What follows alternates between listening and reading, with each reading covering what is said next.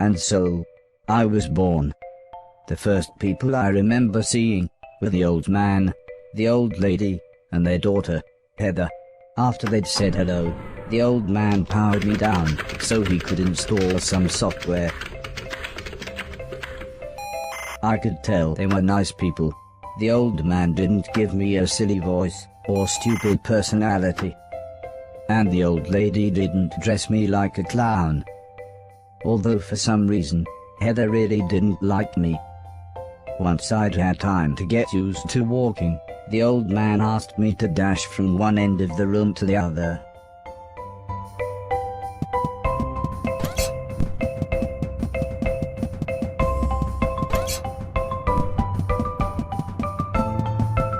Next, the old man spent a couple of hours building some wooden platforms. He said he wanted me to jump up them, but I must admit, I was scared. It wasn't until I saw Heather and her mother happily climbing up them that I decided it might be okay.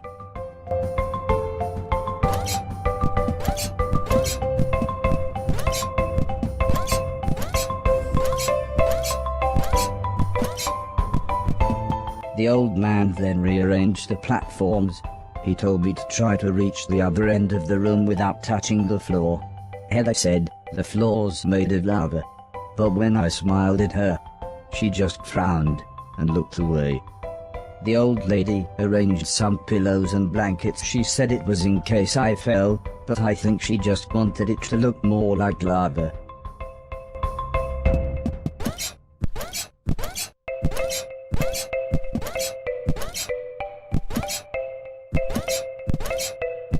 When I reached the other side, the old man just smiled and said, "That'll do, for now."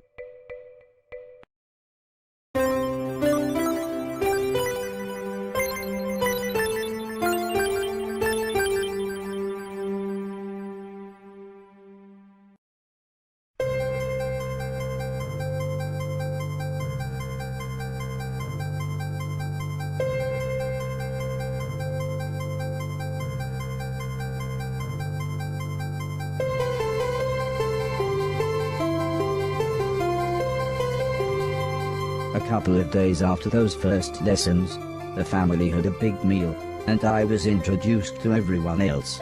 The professor was the old man's brother.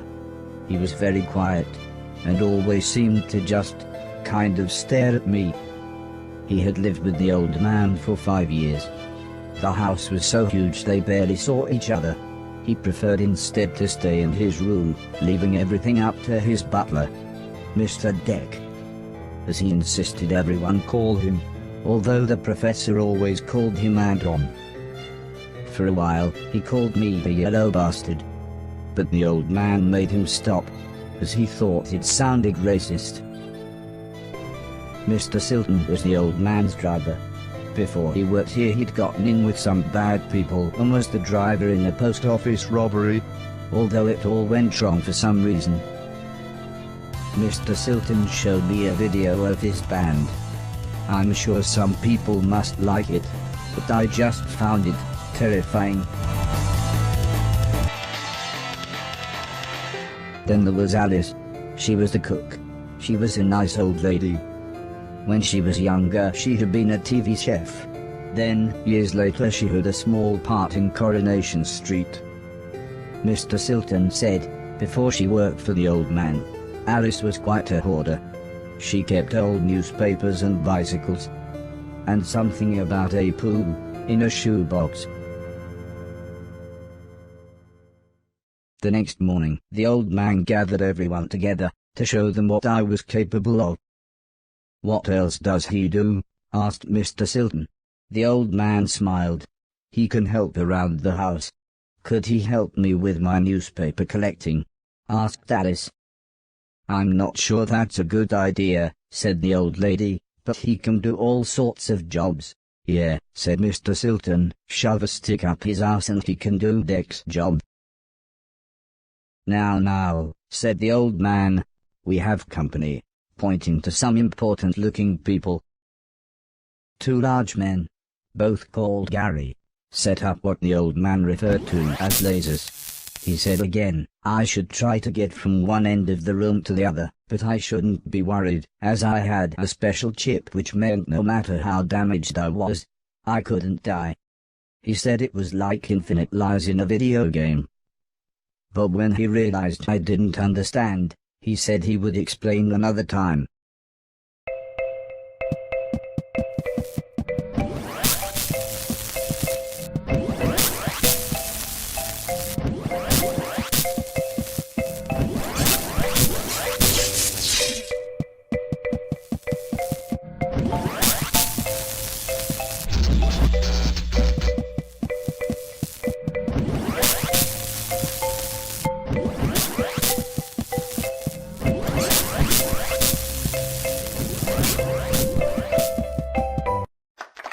Everybody clapped, except the important-looking men. Not exactly a cold, calculated killer, is it? Said the man in black. The man in grey laughed.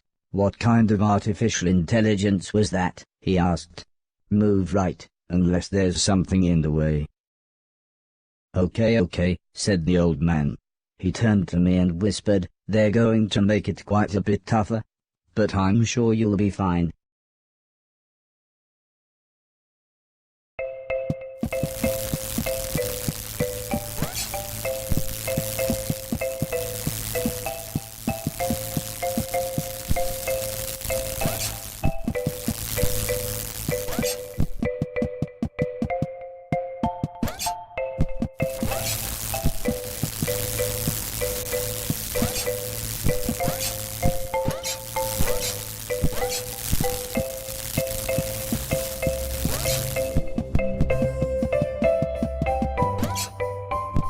The garage then rearranged the room one last time. The old man smiled. Now, there's no need to look so glum, he said. I'm still happy with everything you've done today. So this time, I was determined to do him proud.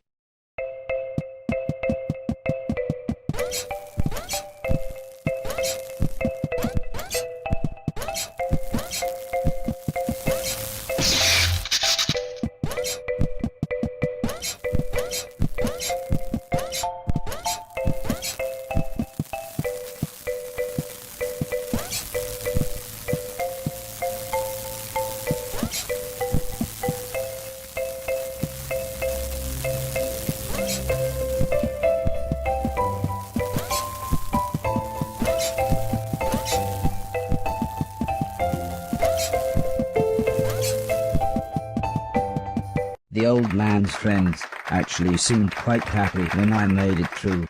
We might have a winner after all, said the man in black. It's no Killbot 3000, but you can almost see the fire in its eyes. A couple of days later, the old lady said she had a surprise for me, my own room. She also wanted to play me some music. I wasn't sure after what Mr. Silton had shown me.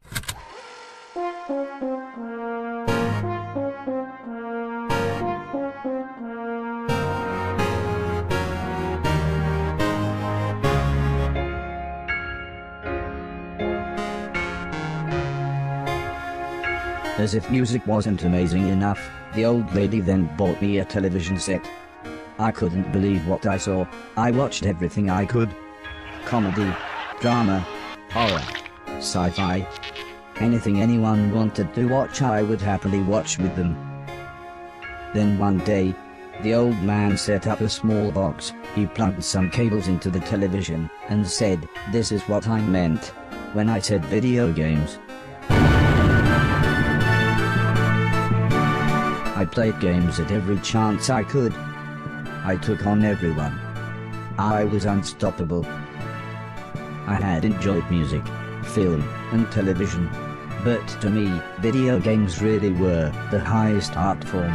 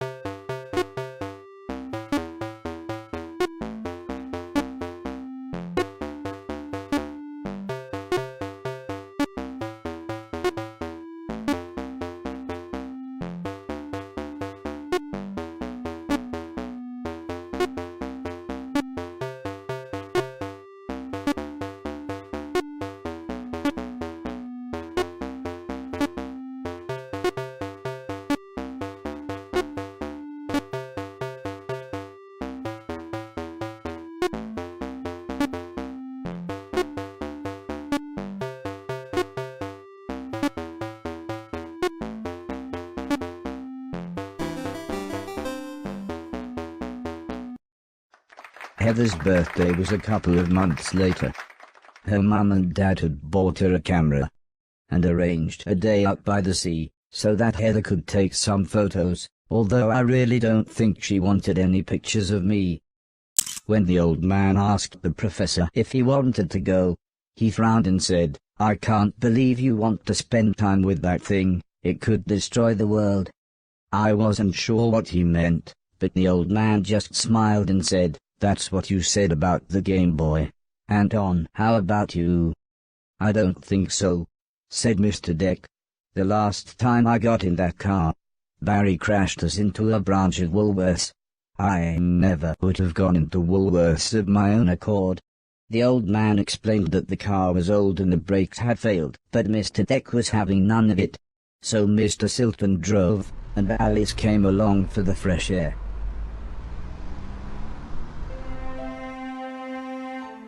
I enjoyed being outside, although the old lady kept telling me to be careful of the rickety old walkways. It felt like she was telling me off, but I think she was just concerned.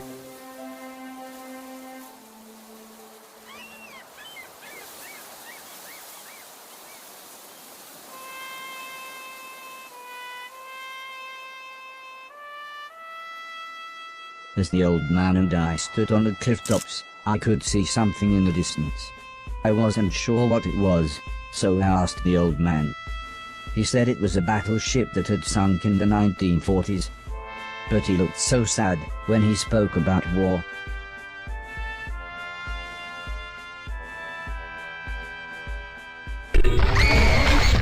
I didn't see what happened, but the metal platform Heather was climbing on had collapsed. She was safe, even if the rocks she was on looked very dangerous.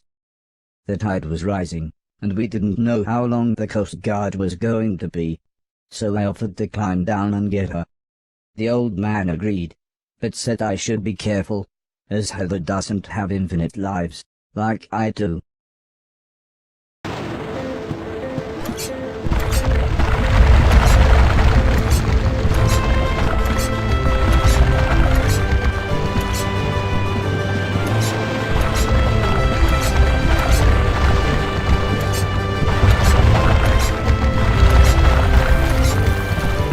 Heather was unconscious, and her leg was broken, so I picked her up as gently as I could. I decided it would be best if I didn't run the rest of the way.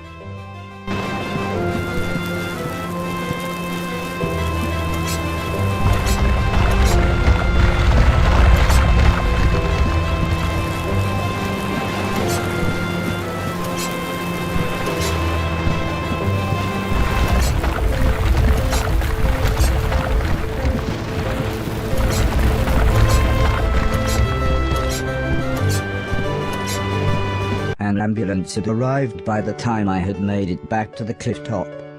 The medics made sure Heather was okay, and then took her off to hospital. A few days later, we all went to see how she was doing. She was fine, but would have to wear the cast for a couple of months.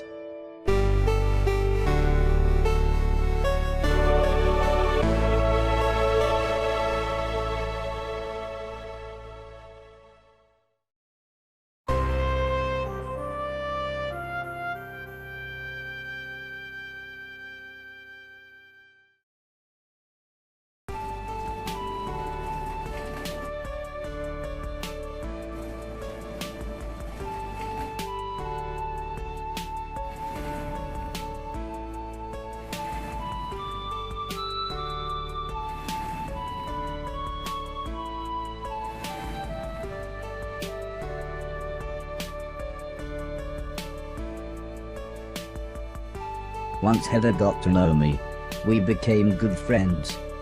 We enjoyed the same films and TV. She was also annoyingly good at some of my favorite games. After a while, she became very interested in how I worked. Soon she knew as much about me as the old man did, if not more.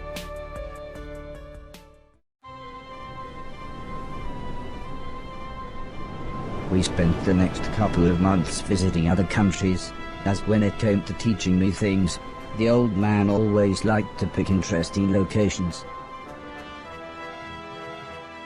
He had explained the basics of mathematics to me at the Great Pyramid of Egypt. Taught me history in the dead of night, surrounded by mysterious giant stones. And even showed me science in action high up in a hot air balloon. This is why I was surprised when the old man took me to a restaurant. It was nice, but it seemed very somber compared to the previous grand locations. He said he just wanted to chat, and this was nice and quiet. Plus it was his favorite place to eat. We talked about life, the universe, Douglas Adams, everything really. When I asked him why were we here, why did we exist, he just smiled and said, life is like a game, just don't expect to be finished anytime soon. When I looked puzzled, he said, well, everyone should have a purpose. So I asked him, what's my purpose? He thought for a bit, then said, so you want to be a real boy? Which just confused me even more. Eventually the old man said, for now, I want you to help clean things around the house. I must have looked unimpressed, as he then said, okay, I want you to clean 1,000,000 things. It didn't sound like the meaning of life. But I suppose you've got to start somewhere.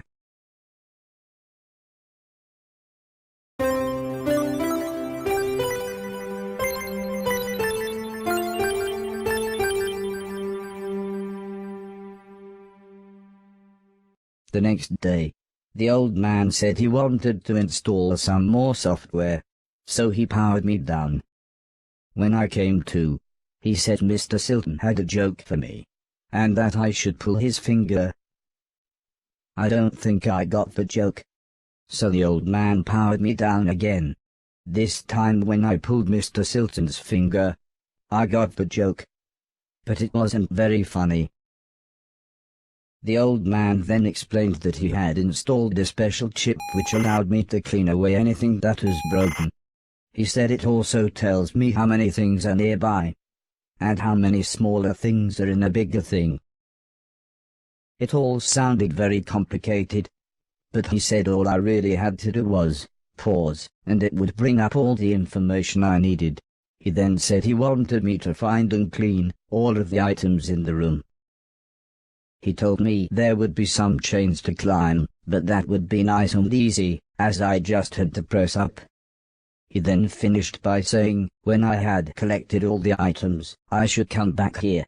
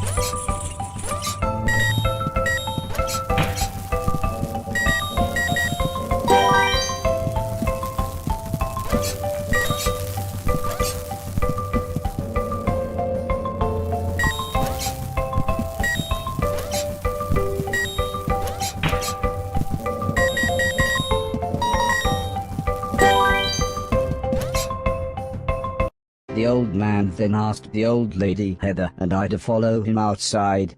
I was happy too, as it was a lovely hot day. The old man said he was worried that Alice had been calling again. She had filled up a small barn with old bicycles and newspapers. Heather said, this would be a perfect chance to properly test my new powers. The old man thought for a second, then said, using the steptoe chip, I should find and clean at least 300 things. When we explained to Alice what we wanted to do, she seemed scared. But after the old lady kindly explained that, well, the barn was starting to smell, she said it would be okay. One last thing, said the old man. If you want to use a door, just push up. When I was about to enter the old barn, Mr. Silton said he had seen some mushrooms growing inside. He asked me to give him any that I found. He then winked, but I wasn't sure why.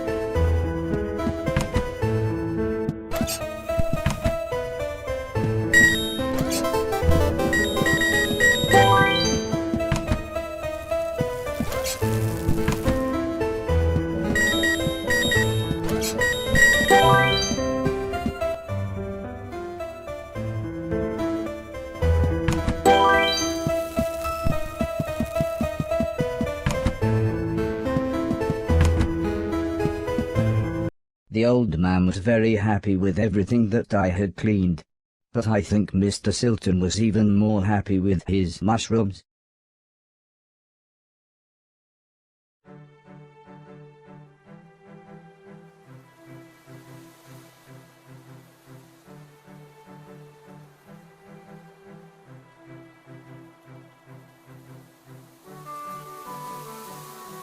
It wasn't the days getting shorter, or the evenings getting colder.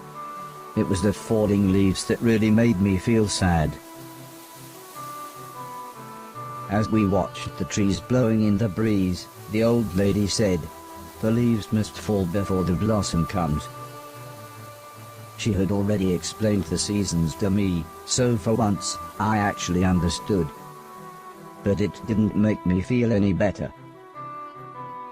The old lady obviously had enough of my moping, and said, "Right, next week we're going to have a party." For some reason she insisted that we were all going to wear costumes. Heather was very excited and said, "I've got some perfect ideas."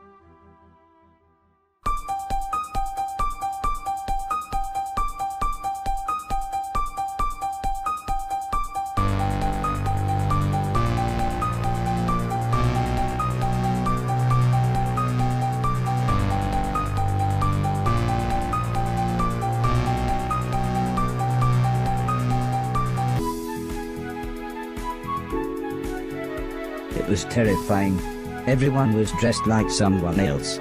I think I was meant to be some kind of pumpkin, as everyone kept shouting, "It's the Great Pumpkin." Still, at least Mr. Silton was having fun telling everyone his joke. And I suppose Heather's costume was quite flattering. After what seemed like forever, everybody left, and things got back to normal. Heather was allowed to watch a scary film before she went to bed, but I had to help Alice and Mr. Deck clean up. I wasn't happy about this, but the old man said if I was quick, then I could watch the end of the film with them. Alice was vacuuming, and Mr. Deck was taking down the decorations, so I thought I should clean up the plates and glasses.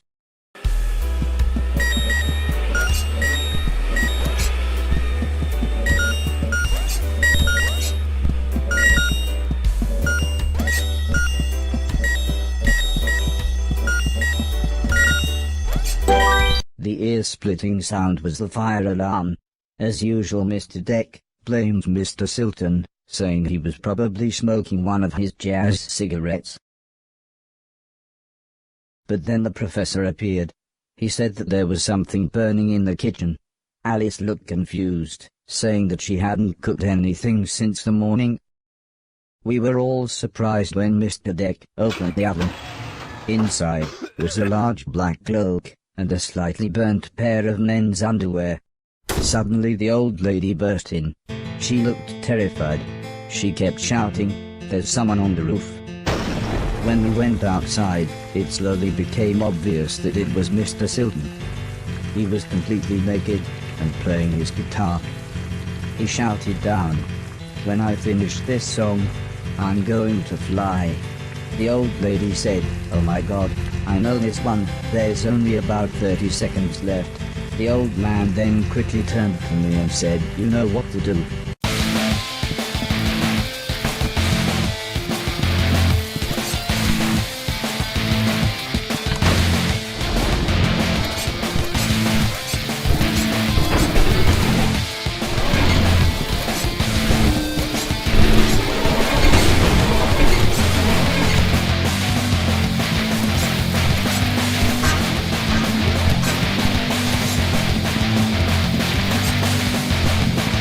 By the time I had made it up to the roof, Mr. Silton was beside the edge.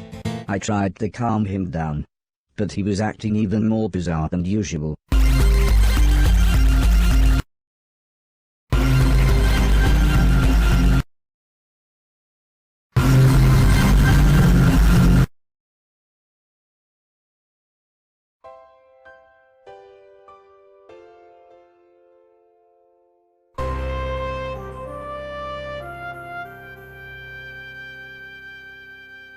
After an hour or so, Mr. Silton was fine. He said he had eaten some bad magic mushrooms. Part of me wondered why he hadn't doubled in size. Still, he was soon laughing and joking with the paramedics. One of them said he looked like the world's worst clown. I don't think Mr. Silton liked that, so he told his own joke. But that just made the other paramedic call him Marshmallow Marceau. I don't think he liked that either, but at least he was still in one piece.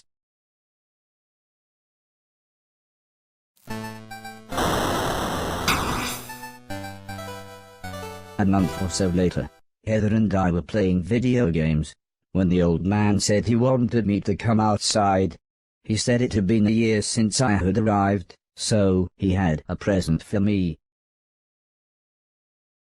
He placed the teddy bear high up on a wooden platform. He then told me I should try to pick it up.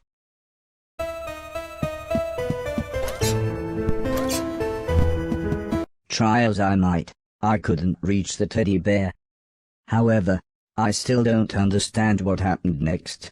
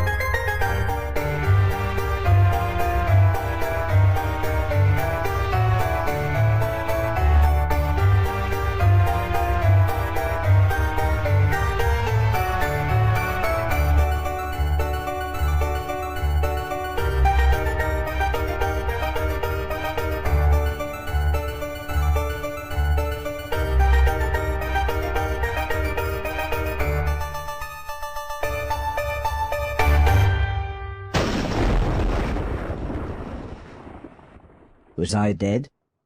Was this heaven? It sort of looked like the basement bathroom. It was the shoes the old man was going to give me. I thought I might as well put them on. They were just the right size. The old man's hat fit me pretty good as well. I'm sure he wouldn't mind if I wore it. Amazingly, the shoes allowed me to defy gravity. Or maybe it was the hat.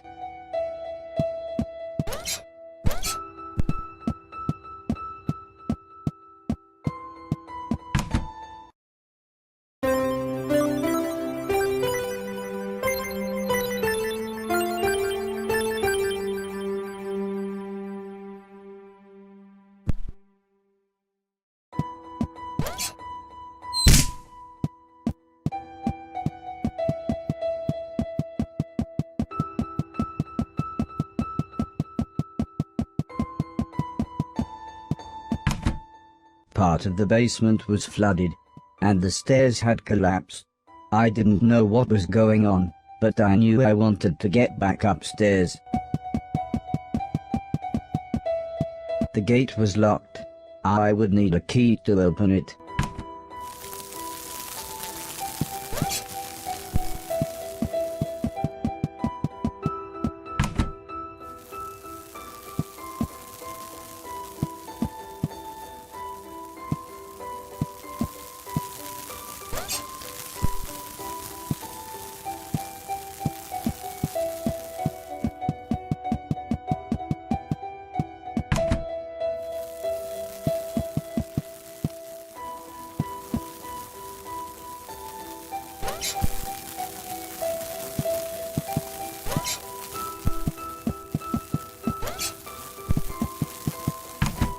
How long had I been asleep? Months? Years? I was so confused. Where had everybody gone?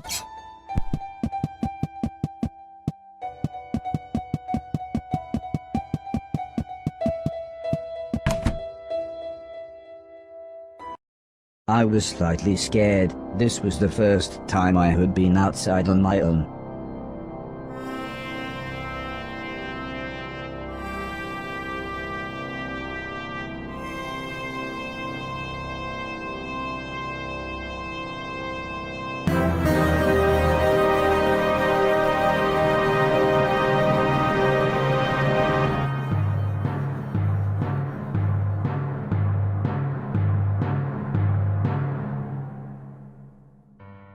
I knew what I had to do. This had to be my purpose.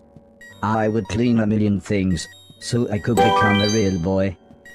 Whatever that meant.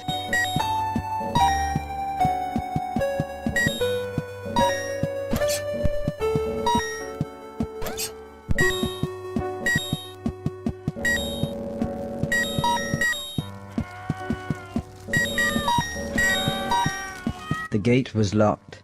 I would need a key to open it.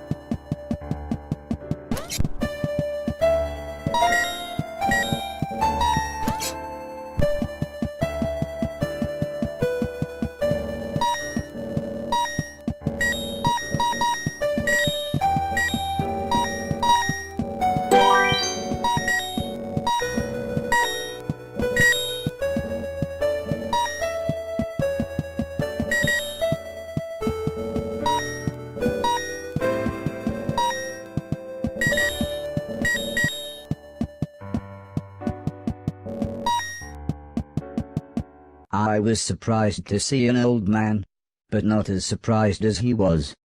It turned out he was blind. He was kneeling on the floor with his hand in a drain.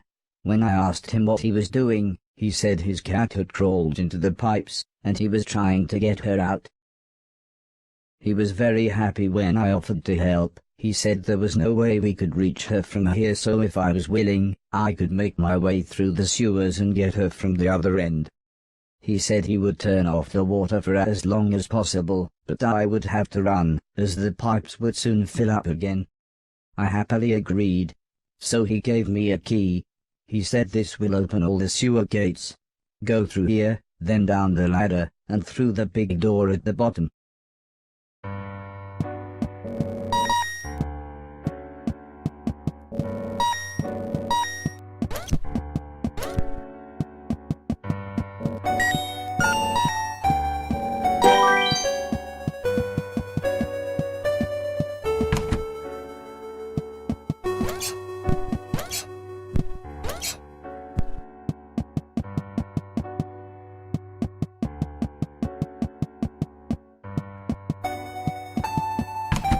I better run.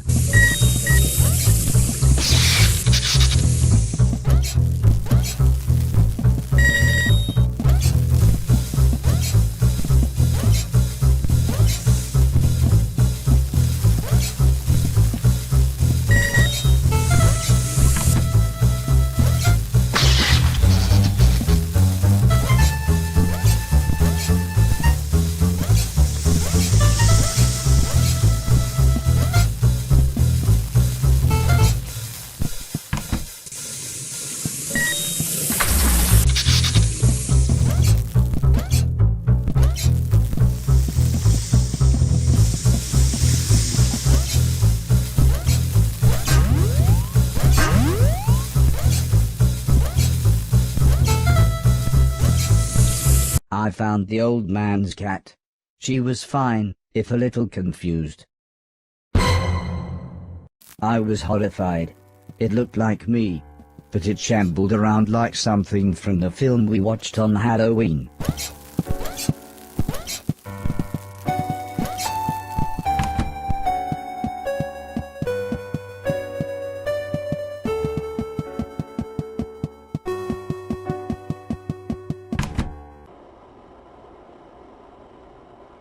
The man was happy to have his cat back. He looked so content with her sat on his lap.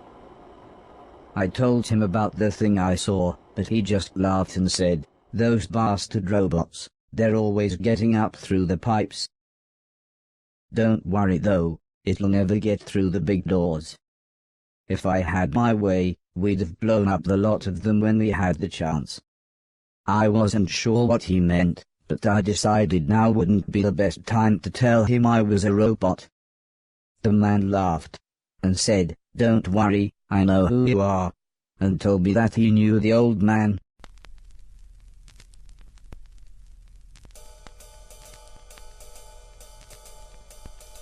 As we chatted, the man brewed himself some tea. He said that he had worked for the old man. In fact, he had lost his sight in one of the old man's factories.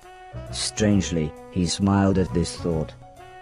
"He always did me right," he said.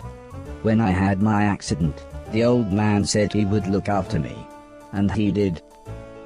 He always made sure I had enough money, and he let me move into this old pumping station on his land. Which reminds me, I have something here for you." He rummaged around behind a cupboard. Then he continued saying, "The old man wanted you to have this when you were old enough, but fate wouldn't allow it." He passed me a large box. It was empty. I thought about pretending to be excited, but the man said, "Wait a minute, it's empty, isn't it?" He slumped back in his chair. "I was robbed a few months ago," he said, almost in a whisper. "It's strange, they took practically anything metal, but left loads of food and a brand new saxophone." The man looked sad, so I thought I would try to change the subject. I told him about my quest to clean a million things. This at least made him smile. He said I was welcome to go back through the pipes anytime I wanted, as there were loads of old things in there that could be cleaned away.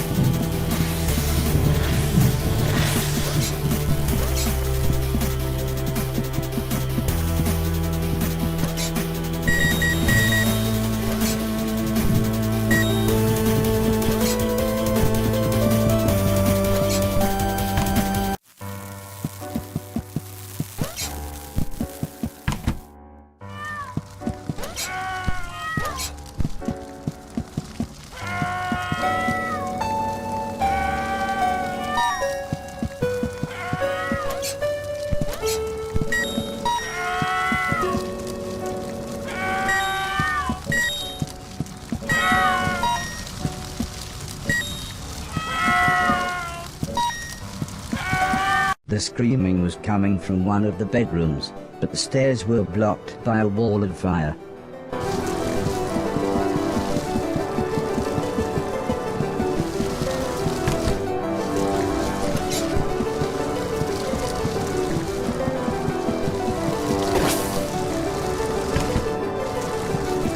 The people screaming turned out to be a man, a woman, and their children. They were confused and terrified. At first the man looked like he was ready to fight me, but after I convinced them that I was there to help, he calmed down. There was no way I could carry them all at once, so the children went first.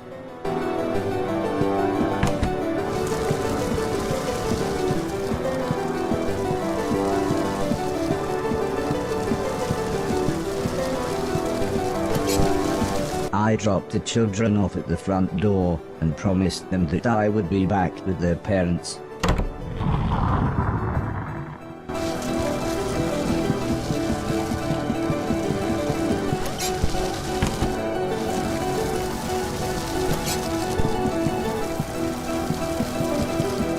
The fire was getting much worse, so the woman went next.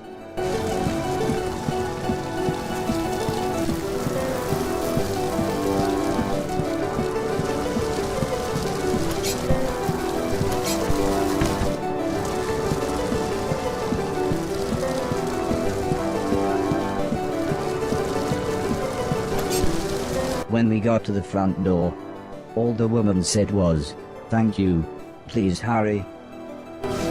I couldn't leave, not while people were in trouble.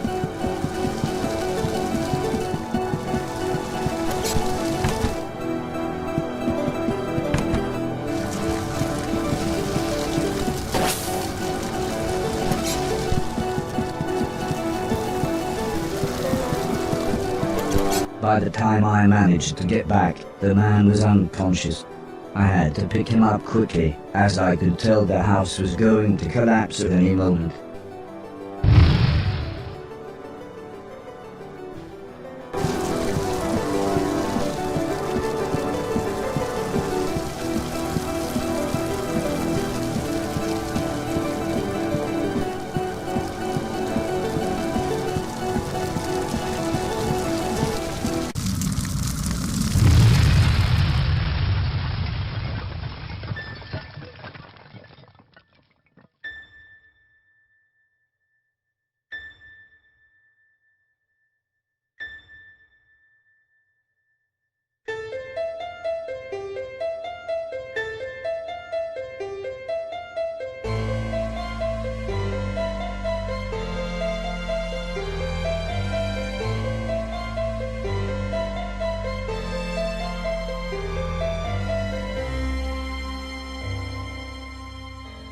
I helped the family set up a tent so they had somewhere to stay.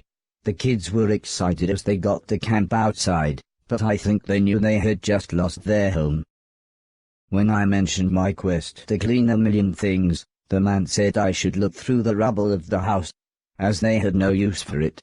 So, when everyone was making dinner, I looked through the wreckage.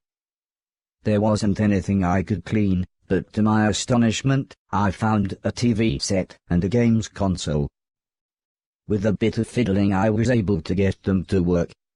So I sat playing games with the kids until their parents said it was bedtime.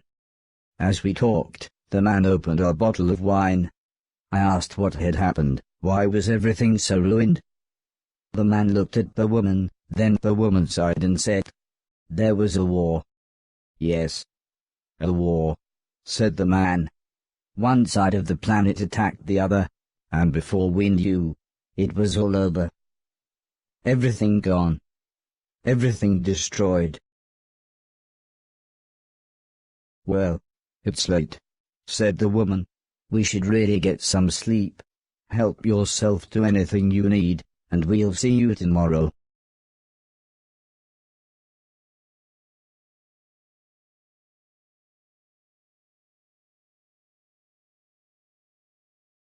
In the morning, I asked the man if he knew what had caused the fire that had destroyed their house. The man smiled. "Crap old house, bad wiring, constant electrical surges from the unreliable power plant, take your pick." He said, "If we had the money, we'd move to the mainland. But we can barely feed ourselves, let alone buy a new house, so for now we're left here with the rest of the scum." But he did say I should head to the mainland, as there would be plenty there for me to clean, and a better quality of rubbish. The man said, "Before the war, my lovely wife used to be a fisherman." "Fisherwoman? Fishing person?" "I used to catch fish," interrupted the woman, "and, seeing as you saved us all from a fiery end, maybe you would like to borrow my boat to get to the mainland." I was a little scared, but then they gave me some captain software and I was an old salty sea dog within minutes.